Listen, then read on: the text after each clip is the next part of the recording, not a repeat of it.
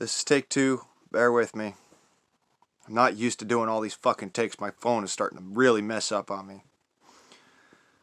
Anyways, addendum to the previous video about pellet guns and politicians.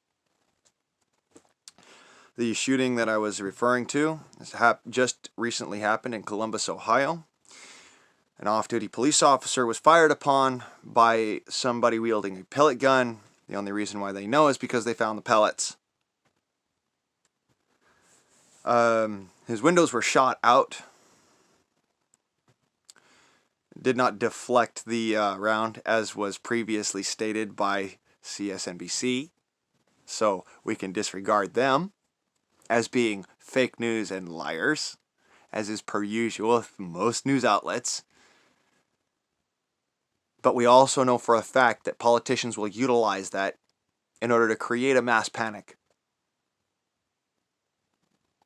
in order to make it so that they can turn around and make unjust and unconstitutional laws. Now, before you say, oh, well, their guns aren't covered under the Constitution, guess what, jackass? As I said in the video before, ever heard of the Girardoni rifle? That rifle was used by Lewis and Clark to discover west of the Mississippi. Yeah, back in the days of our founders. Did me explaining it slow enough for you actually help you? No? Okay, you're a retard. I'm sorry. Bye. For the rest of you that are sticking around because you know better and you're smart enough to understand, hey, all weapons, all arms are considered covered under the Second Amendment, because if AR-15s existed in the days of our founding fathers would have been like, fuck yeah! I mean, come on. If we had AR-15s in the days of our founding fathers, that would have been the shortest fucking revolution the world has ever seen. Literally. It wouldn't have dragged on for 10, 15, 25, 30 years. And it did. It dragged on for 30 freaking years. George Washington was dead before the end of the revolution. I should put some perspective in it for you.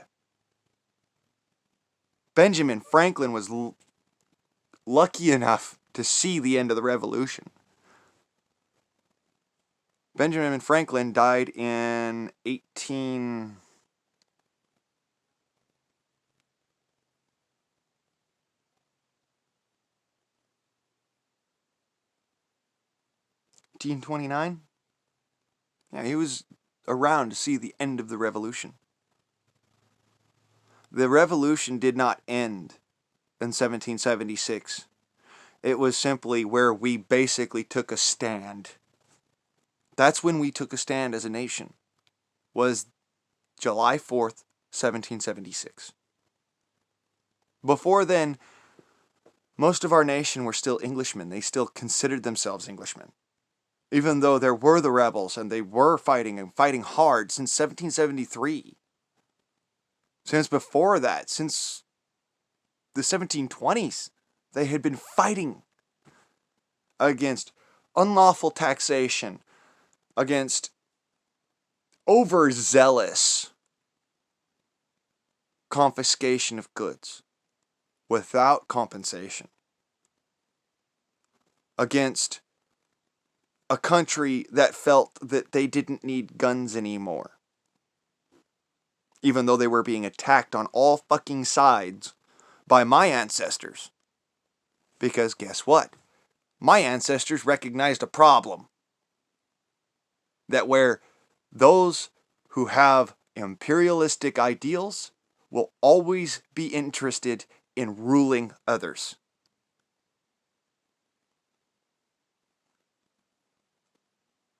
That's why I'm a little bit different from everyone else. Because I recognize the problem. I understand the threat. And I am willing and capable to counter it. But the difference is that I cannot be the only one. So let's look a little bit more into what else I had to say of the last take. As some of you know, I am a certified genius. One of my fields of study, one of my fields of pastime study is virology, as it's part of biology, and I enjoy biology because I enjoy science. Science is one of my big things. I love it. I can't get enough of it most of the time. So when I say that I understand virology, and I understand it very intimately, I want you to listen up and listen close, because what I know about this new Wuhan coronavirus might actually astonish you. The coronavirus itself, the basis for the Wuhan coronavirus, is the common cold. It is the most virulent virus in the world. It's also one of the least effective viruses in the world. You may not realize it, but you're over the coronavirus in about 3 days. Most of the time. You get past it in about 3 days. And most folks who have had a previous cold, if you've actually had a real coronavirus cold, aka diphtheria, addendum, then you're probably going to be a survivor, because your immune system already knows how to fight it. If you haven't had the common cold before, you're at a disadvantage, and it can and probably will take you. Now, this is what's important. The best vaccine you could ever have is to catch a cold. It's far better than any vaccine that's ever going to be handed to you by the CDC, because of all the different chemicals they have to put in there to make it so that the virus that they're using is not as deadly. Long enough for your body to recognize the virus. This is why it's so important that you pay attention. The common cold, the one that is also known as the Alaskan coronavirus or diphtheria addendum, is the predecessor to Wuhan coronavirus. Now you might have these wonders in your mind of, well, how could it be possible that, such a virus could survive in such cold conditions? Well, here's the thing. It was inside the human body. Inside sled dogs. Inside swamp rabbits and tundra rabbits, which live in Alaska. Okay? The reason why it swept across the world is because at the time, Alaska was a hub. A transportation hub. People went to Alaska because there was gold and there was opportunity. And that opportunity was dwindling here in the States. It's non-existent now. In Alaska, let alone the States. But there was opportunity at the time. So there was a lot of influx of population, which is why that virus was able to travel so quickly around the world. But the problem was, the reason why Alaska became the epicenter of the most deaths due to diphtheria is precisely because they couldn't get vitamin C and iron supplements across the frozen tundra to save those lives. You heard right. The chemistry that they utilized back then, was Ferric, let's try it a little bit better, yeah. Ferric ascorbic palmitate, which is vitamin C and iron, and it's a long-lasting supplement of it. They used to call it serum. Okay. Serum A, which was what they started with, was not the same as serum D, which is what they ended with. Serum A was ferric ascorbic acid. It was short-lived, and it would only protect you long enough to be able to deal with somebody that day. But if you didn't wash yourself, and most of them didn't, it wouldn't stick around long enough for you to be able to fight off the virus for the amount of time that the virus was able to survive in your body. And that's a problem. You need vitamin C. You need iron to beat this virus. More than anything else out there. You know, you could say, oh, well, you also need magnesium, you need potassium, you need all these. Yes, your body needs those in order to correctly work. But for your immune system, you need iron. Because iron is super reactive and it attaches to just about everything, which is why the coronavirus can make it into your bloodstream and almost destroy your blood. It's also why vitamin C has the ability to attack the virus in its most wholesome formulation, and your body has the ability to fight back. Because the virus will try to attach to the ferric vitamin C, the ferric ascorbic palmitate. Ferric ascorbic palmitate, and it will basically consume itself from the vitamin C.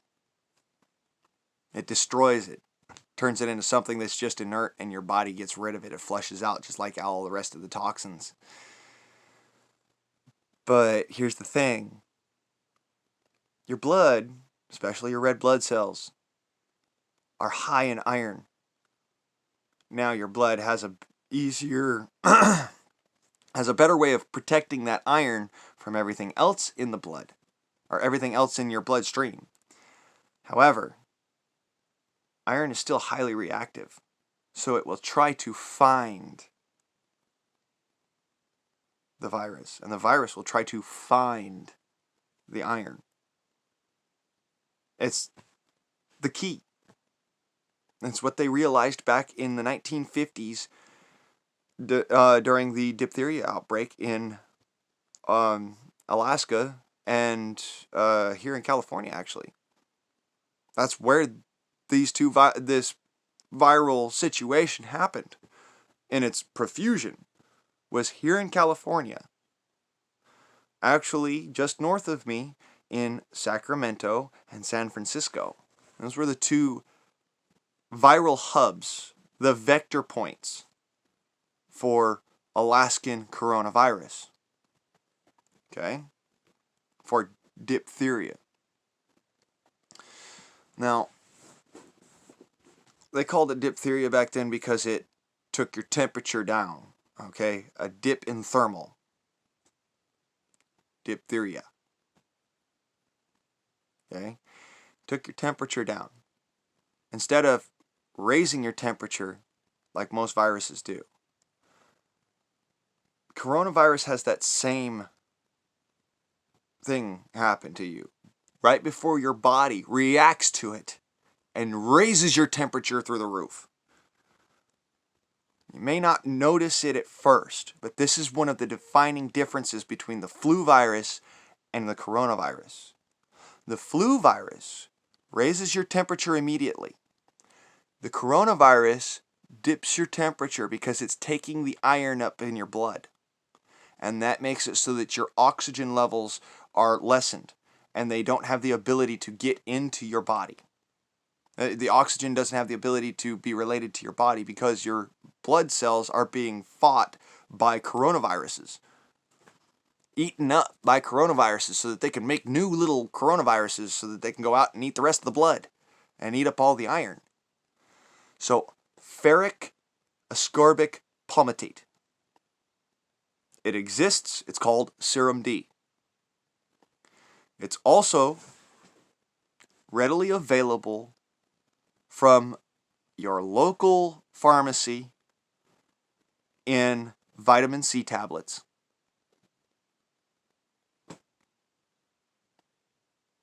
So there's no reason to panic. Don't go clearing all the fucking shelves. But if you suspect that you are sick, or if you spend a lot of time around folks who may be sick, get your hands on ferric ascorbic palmitate. It's going to help you a lot. Now, one of the best sources for ferric ascorbic palmitate is actually the, and by the way, I'm not sponsored by these folks, okay? So get it out your heads. I'm not trying to sell you anything. I'm trying to save you, okay? The airborne variety of supplements has a large amount of iron and a large amount of ascorbic acid. And that is because they use ferric ascorbic palmitate in the supplement. So get yourself some airborne. It's actually going to help.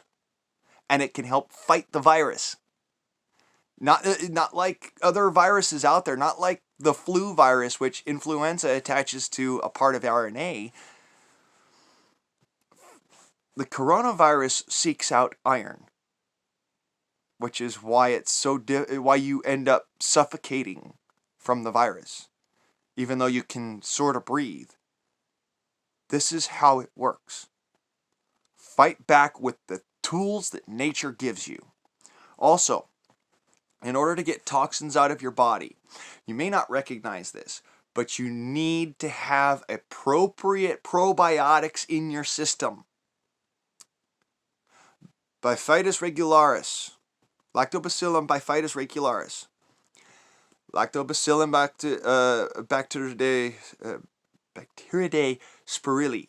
I'm sorry, I have a speech impediment. Okay? Deal with it. Lactobacillus bacteria spiriliae. These are the two bacterium that you find in goat stomachs and bovine calf stomachs. They are also the bacterium that is needed in the human body to digest things like milk. So all those of you who are lactose intolerant, guess what? That's your cure. Yeah, I said it. I broke doctoral code and told you some medical advice that might save your fucking life.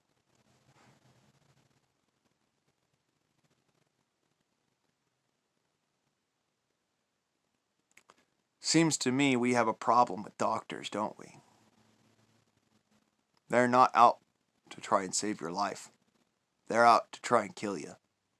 Or make you perpetually sick until you die, so that they can make as much money off of you as possible. And get you to get other people sick so that they can get people sick, so that those doctors can go back and make more money off of them, more money off of the other people.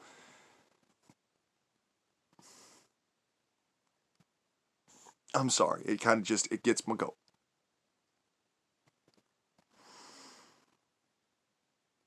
This is why I say, get your skills right.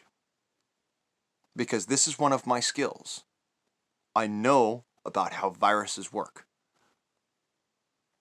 Specifically because I know about the human immune system. Our immune system is based off of the viruses that our body has to fight. And until you learn how to utilize your immune system, you're going to be sick. Whether with a virus or a bacterial infection or a fungal infection, you're going to be sick. And then, having dirty clothes on will be a problem. It could actually be a health hazard. Whereas for me, it's just, I don't have the shit to wash it. Oh well, I gotta have clothes on or I might go and break the law. See the difference? I am not in the slightest afraid of this virus at all, because of something that I know that other people don't. Ferric ascorbic palmitate.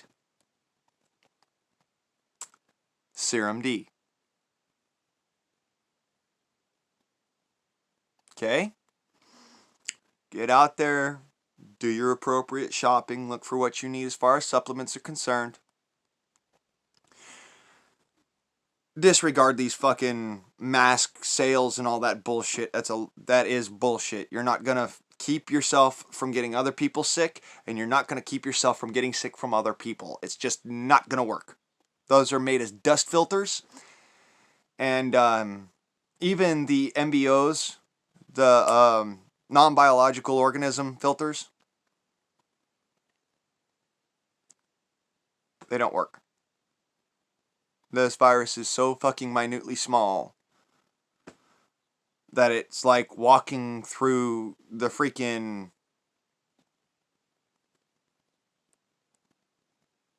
the cathedrals for them. Hey, look at this giant cavern. Huh. Well, I wonder what that was. Oh, hey, look! Human! See, that's my point. You gotta look at what's the size of the virus. The virus is so small that it barely shows up on a microscope slide. Okay?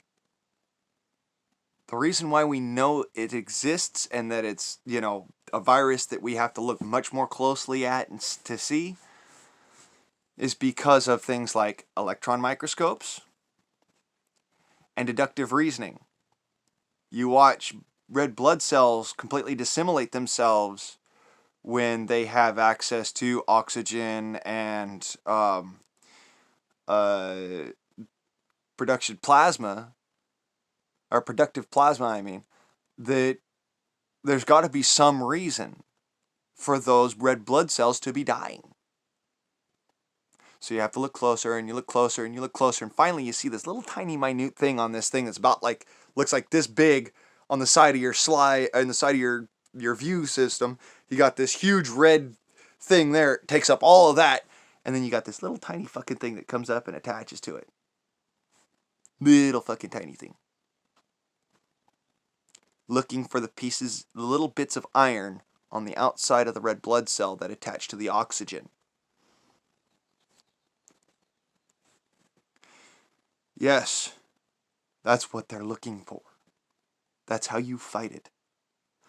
Give the virus iron that it cannot digest. Give it iron that will digest it. That's how you fight this virus. That's how we've always fought viruses before vaccines.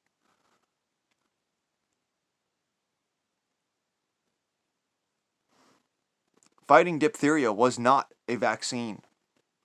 And when they tell you, oh, well, you got to get your diphtheria vaccines and all that, understand something. They're giving you the virus. They're not giving you the serum that they gave to the children who were dying from diphtheria in Alaska. You know how I know this?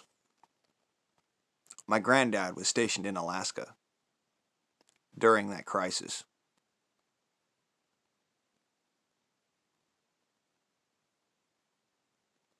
We know all about that in the Price family. It's one of the reasons why we are great survivors. Because my granddad and other members of my family were in the military and were subjected to such things as diphtheria, cold virus, flu viruses, the rabies vaccinations. We were subjected to things that most people in the United States have not been subjected to. I had the measles vaccine 4 times. What's the reason for that? Redundancy? Okay, well, 2 times makes sense. 3 times, a little overkill. 4 times, what the fuck, man? You know, I mean, I had a couple of other vaccines that were questionable at best. And they were, at the time, they were experimental vaccines. The vaccines that you now get for your children for the measles, for influenza A, influenza G, the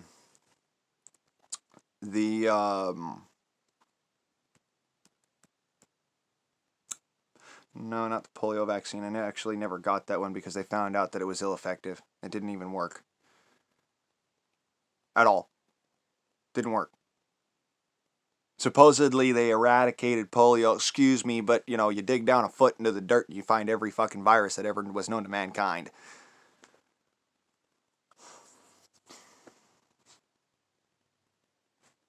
Go ahead, ask a virubiologist. They'll tell you the same thing.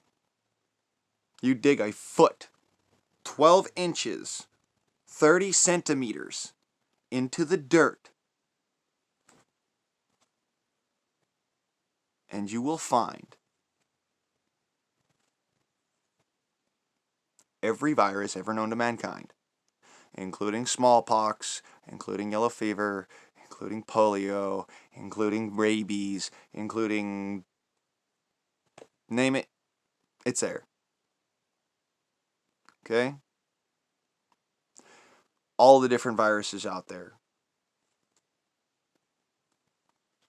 I mean, even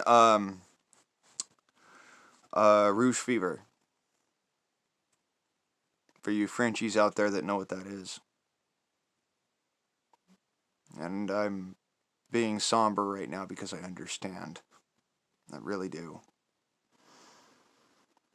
I feel really sorry for you folks. We had an outbreak out here in New Orleans, which is the same virus. It's 100 years ago, I know, but cytovirus is not something that's very survivable. It's got a high mortality rate. So, the rouge fever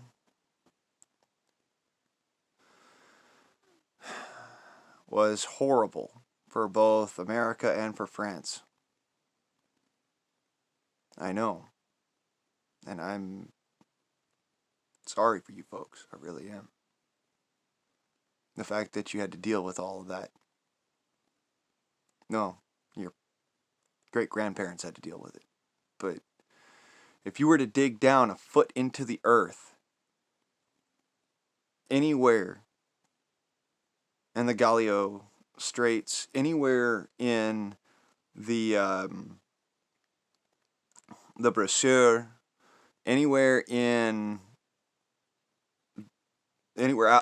outside the grounds of the Bastille, you'll find it right there in the dirt. It's still alive. That virus is still there, and it will be there for hundreds, if not thousands of years. A foot underneath the dirt.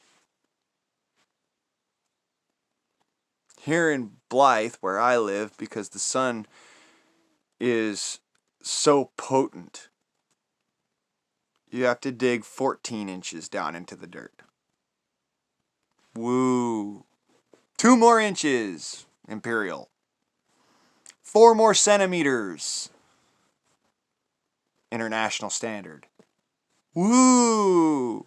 All that much further. Yellow fever. Smallpox.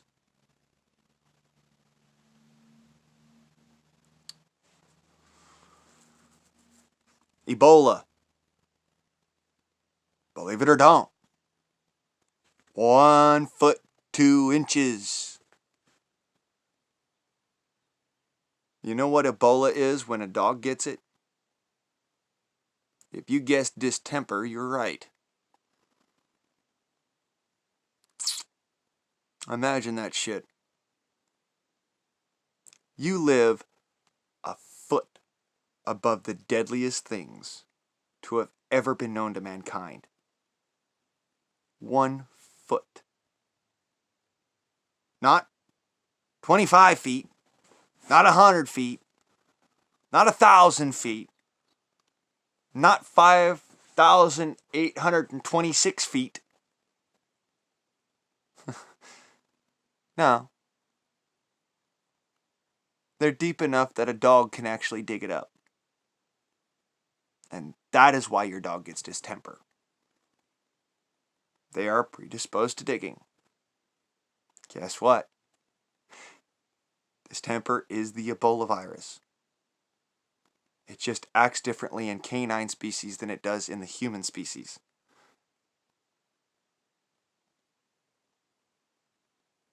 Now, you might ask me, well, Blaine, we know that you do a lot of hunting and fishing, camping, and outdoor shit. You're exposed to a lot of different shit that most human beings aren't exposed to.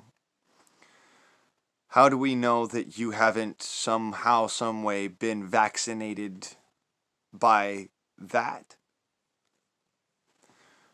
Well, that's actually the reason. Yes, I have been vaccinated by nature. But a vaccine still won't stop a virus. Your immune system will. And knowing how to supplement your immune system so that it is more potent is how you survive these more deadly viruses, these more deadly versions of the viruses which we grew up with as children. When I was 4 years old, I contracted the common cold. I was on my deathbed that day. Damn near. The next day, my family were scrambling because they didn't know if I was going to be dead and my sisters were going to be next. The third day, my dad was sitting there, soup. All right, son, orange juice. Holding me in his arms, giving me soup and orange juice because he didn't know what else to do. I survived. And it's by sheer dumb luck happenstance because my dad cooked the soup in a steel pot. Who'd have fucking known? He had no idea. And we had glassware. And we had copperware. He could have accidentally grabbed either of those other two and cooked